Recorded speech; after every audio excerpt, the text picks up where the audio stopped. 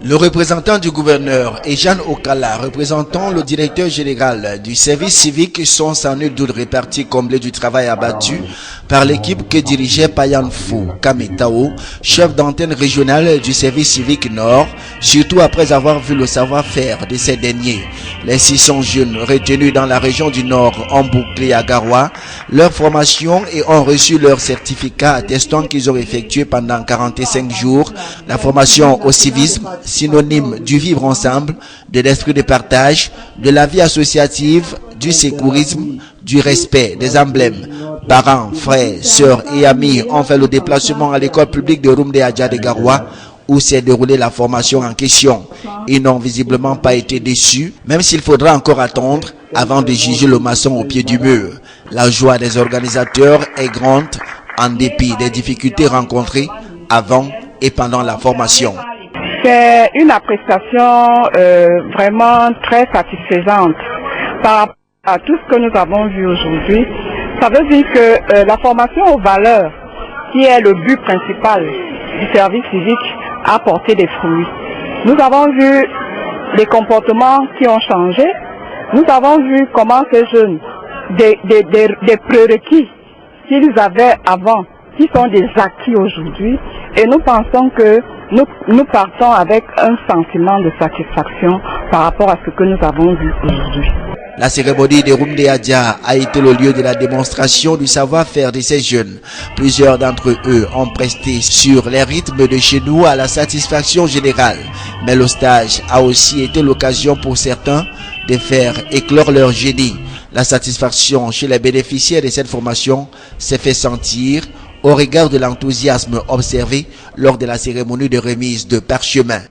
Durant cette formation jusqu'à ce jour, je suis très fière, je suis très émue d'être ici parce que j'ai beaucoup acquis de connaissances que je n'avais pas. Et j'ai beaucoup aussi appris des cours, des différents cours qui portent sur les modules comme la compétence de vie courante. Donc, on nous apprend comment se comporter en vie. Nous avons appris beaucoup de choses. Nous avons appris dans le sécurisme comment secourir des personnes qui sont en détresse. Nous avons appris aussi la formation civique. Nous avons appris la formation sociale et sanitaire. Le témoignage du représentant des APD au sujet de cette formation est sans équivoque, car celle-ci leur a permis d'acquérir des connaissances et des compétences en civisme, en sécurisme, en animation culturelle, en développement local, en activité de solidarité et d'intégration nationale et en protection de l'environnement, des valeurs dont a besoin le Cameroun pour son émergence à l'horizon 2035.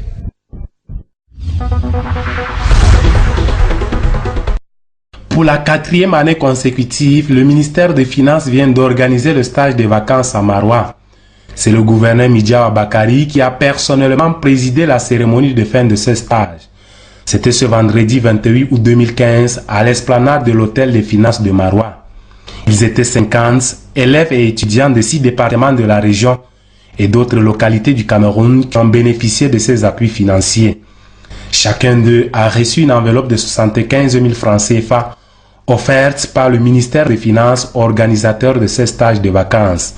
Pendant un mois, ces jeunes ont travaillé dans divers services financiers déconcentrés de la région, notamment au secteur de douane, à la trésorerie de Maroua, au centre régional des impôts et au contrôle régional des finances.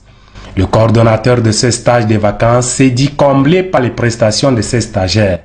Pour Ananim Vogo, ces jeunes stagiaires ont valablement comblé le vide occasionné par les départs en congé et même les mises à la retraite des responsables et agents titulaires et se sont livrés avec satisfaction aux travaux à eux confiés. Notre appréciation ne peut être que positive après un mois de travail. Comme je l'ai dit dans mon propos, les rapports qui nous sont parvenus à la hiérarchie du ministère ont fait valoir le très bon comportement de nos stagiaires. Et ce n'est pas la première fois, c'est la 4e fois où nous nous réjouissons de l'apport de ces stagiaires et du comportement digne de ces enfants. Midiawa Bakari, le gouverneur de la région de l'extrême nord, a réagi dans le même sens en exhortant ses fonctionnaires d'un mois à persévérer dans cette voie de l'excellence dans tout ce qu'ils vont entreprendre. Il leur a en outre recommandé d'utiliser à bon escient les fonds mis à leur disposition.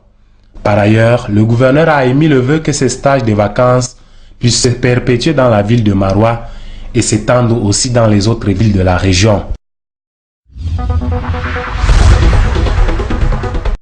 Les fortes pluies qui se sont abattues sur la région de l'extrême nord ce vendredi 28 août ont provoqué de graves inondations dans certaines communes du département du Diamaré ayant causé au passage d'importants dégâts matériels.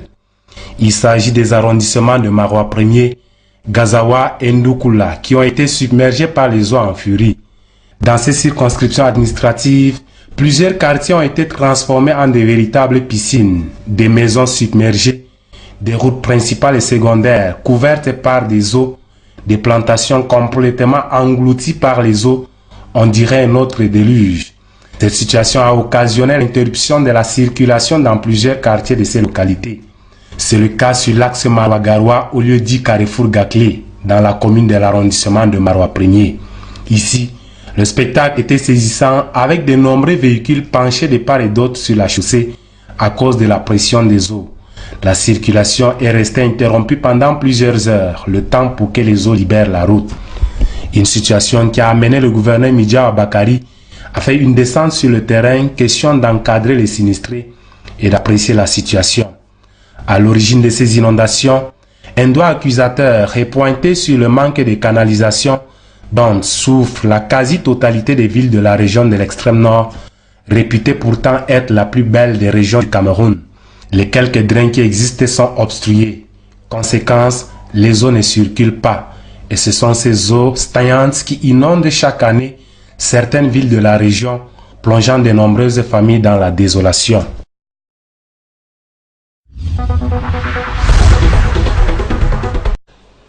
Ils sont près d'une soixantaine de participants venus des 10 pays de la sous-région Afrique centrale qui depuis ce 26 août 2015 réfléchissent sur les questions d'ordre foncier et climatique propres aux peuples autochtones.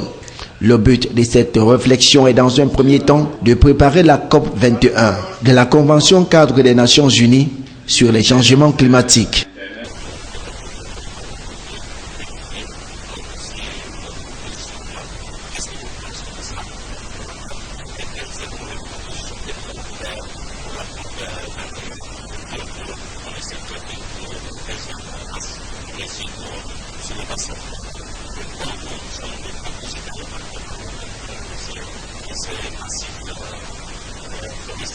Il sera aussi question pour la soixantaine des participants de marquer un temps d'arrêt sur les nombreux problèmes que rencontrent les peuples autochtones de la sous-région et d'en trouver les solutions.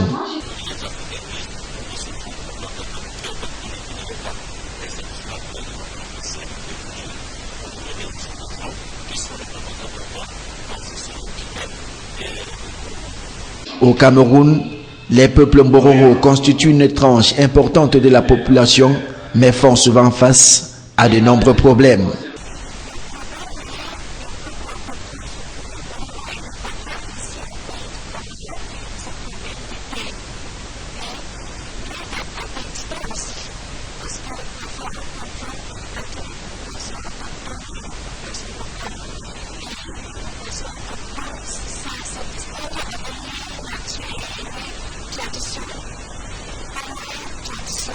Les travaux qui se sont ouverts ce 26 août 2015 vont s'achever le 28 août prochain dans l'espoir que les propositions qui en sortiront feront l'objet d'une attention particulière par l'ensemble des gouvernements de la sous-région.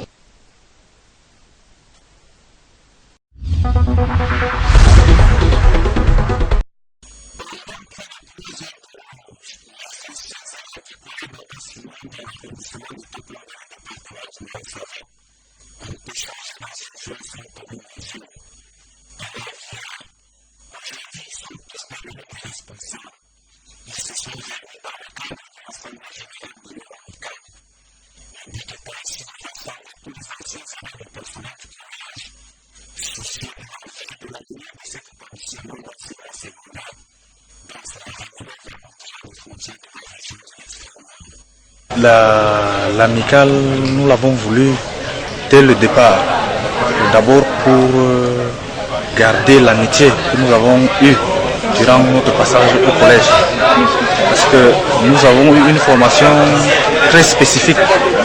Et nous voulons que cette relation que nous avons eue puisse continuer.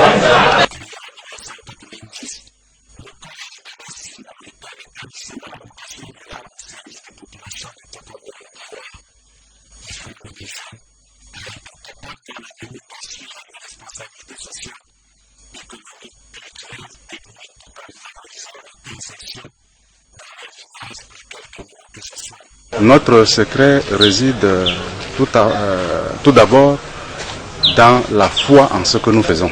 Nous croyons vraiment en notre projet éducatif, nous croyons en ce que nous faisons et nous nous y donnons à fond. Ensuite, ce secret réside dans la discipline.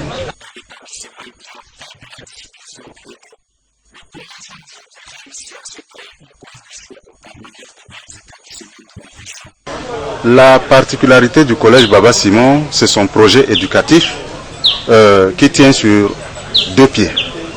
Le premier pied, l'enseignement général, pour permettre aux élèves, comme dans les autres établissements, de se présenter aux différents examens et de prendre des responsabilités dans leur vie, dans l'avenir. Et le deuxième pied, c'est là la particularité, c'est ce que nous appelons les passerelles. Les passerelles sont un ensemble d'activités que nous proposons aux jeunes, aux apprenants, entre autres agriculture, élevage, menuiserie, mécanique, agroalimentaire.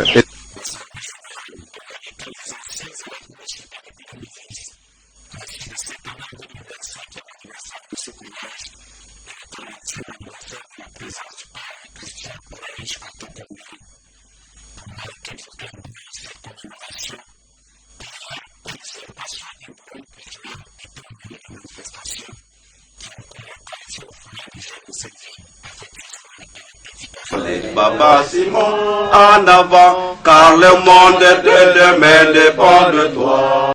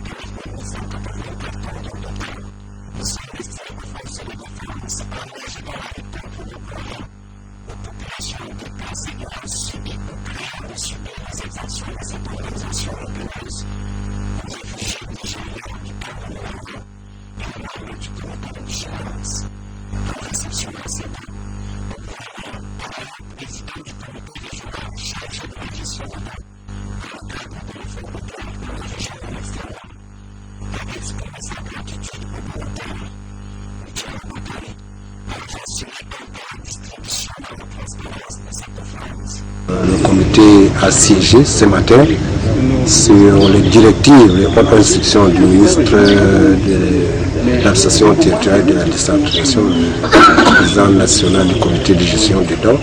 Nous avons reçu des directives pour que le tout se fasse dans la transparence totale et en toute diligence. Donc nous nous sommes réunis, nous avons donc décidé de la clé de répartition entre les forces de l'ordre de défense et les populations déplacées.